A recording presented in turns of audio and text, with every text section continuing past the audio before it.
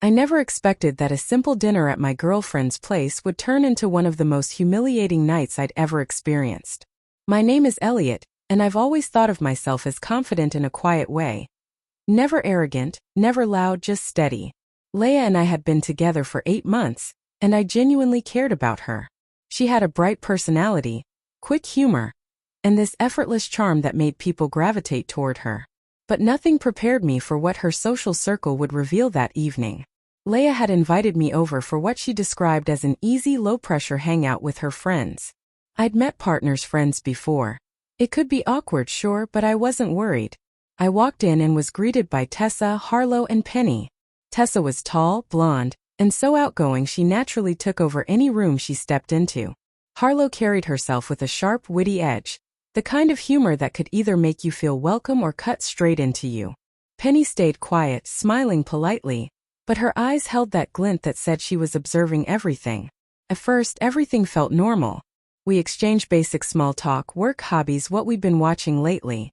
But then Tessa leaned forward with that smirk people wear when they're about to throw a punch disguised as a joke. "So Elliot," she said, "Leia says you actually play video games." The way she said actually sounded less like curiosity and more like disbelief. I laughed it off, but her expression told me she wasn't done. "Oh, he's good," Leia chimed in, trying to lighten the moment. "He's practically a pro at those little indie games." Tessa snorted. "Indie games? That's adorable. Do you also have an adorable little job?" Her friends giggled softly. My face warmed, and for the first time that night I felt my confidence slip. I tried to stay composed, but the tone was clear. They weren't teasing, they were belittling. Harlow added, "And Leia says you make her laugh a lot. Cute. Really cute." Penny, who had barely spoken, finally leaned in with a small, deceptively sweet smile. 8 months with him? You must really like her to put up with, well, him." Their laughter wasn't friendly. It was the kind that came from people who had already decided you weren't worth much. I forced a smile, but inside something twisted. I wasn't angry yet, just stunned. I tried to maintain my calm, even though it felt like I was sitting at a table where everyone else had the script except me. Then Tessa went in for the final dig. "So what do you even do, Elliot? Or is it too boring to talk about?" Her words were casually delivered, but the venom beneath them wasn't masked at all. A part of me wanted to snap back, to shut them down with something cutting. But another part, the part that knew losing my composure would only feed them, held me still. I inhaled slowly, met each of their eyes, and let the silence settle just long enough for them to sense the shift. "I do a lot of things," I said evenly. "Some people think what I do is boring. Some think it's practical. I solve problems ones most people avoid. I do it quietly and I do it well. Not to impress anyone. Not for applause. I do it because it matters." That stopped them. The smirks faltered, even if only slightly. I continued, keeping my tone level but firm. "And yes, I play indie games. I build things, create things, challenge myself.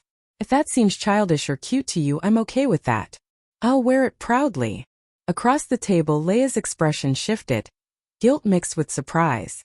Maybe she hadn't expected me to push back. Maybe she hadn't realized I would. The air in the room changed, not drastically, but enough for me to see they weren't expecting me to answer them with calm confidence instead of shrinking. "You know," I added, eyes steady, "the way someone mocks another person usually reveals more about themselves. I can take a joke, but I won't let myself be turned into one. And I think you know exactly why your jokes haven't stopped." Silence rippled across the room. Leia reached out, her voice small. "Elliot, you don't have to." "I want to," I said gently, "because all of this matters to me. Not to impress your friends, but to be clear about who I am." For the first time, none of them interrupted. They just listened. "I'm not here to earn anyone's approval," I said. "I'm here because I care about Leia. Who I am, my work, my hobbies, what I value, that belongs to me. And I won't apologize for any of it." Their expressions shifted. Tessa's arrogance softened, Harlow's grin faded into something like understanding, and Penny's sharp little smile turned thoughtful. I wasn't angry. I wasn't even tense. I just felt grounded. "And Leia," I added with a softer expression, turning to her, "I don't want to impress anyone tonight. I just want to be myself with you." If that makes anyone uncomfortable, that isn't my burden. Her hand tightened around mine, remorse in her eyes. I should have stepped in. I didn't realize. It's okay, I said quietly. Tonight wasn't about confrontation. It was about clarity. Tessa cleared her throat, her confidence finally shaken. We might have gone too far. I didn't mean to. It's fine, I said, still calm.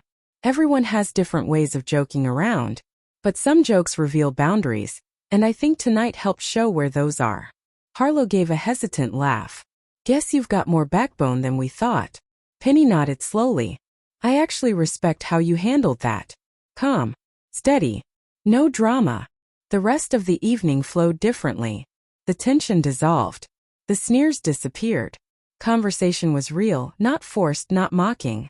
And Leia looked at me with an appreciation she hadn't shown before. Walking home, I replayed the night in my mind. I realized something important. Strength isn't in matching someone's volume or sarcasm. It's in refusing to bend when people try to belittle you. It's in speaking clearly without rage, standing firmly without arrogance. That night, I didn't win anything. I didn't prove anything.